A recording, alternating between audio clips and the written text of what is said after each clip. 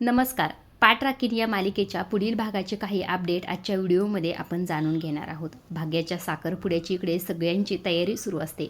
इकडे मात्र तृप्तीच्या डोक्यात काहीतरी सुचत असतं. ती स्वतःच्या मनाशी म्हणत असते, हीच ती वेळ आहे आणि हाच तो डाव आहे काहीतरी करण्याचा. आता काहीतरी केलं पाहिजे आणि हे लग्न मोडलंच पाहिजे.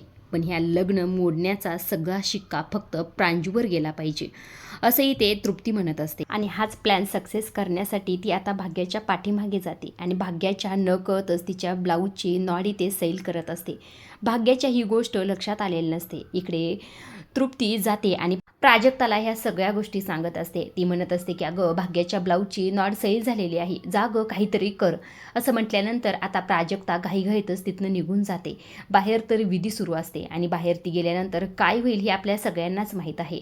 इकडे तृप्ती मनात विचार करते, आता ही परत बाहेर गेल्यामुळे सगळं काही बिघडणार आणि भाग्याचं लग्न पुन्हा मोडणार, असंही ते खुश होऊन म्हणत असते. इकडे विधी सुरू असते आणि भाग्याच्या सुद्धा ही गोष्ट लक्षात आलेली असते की तिच्या ब्लाऊजची नॉड सैल झालेली आहे.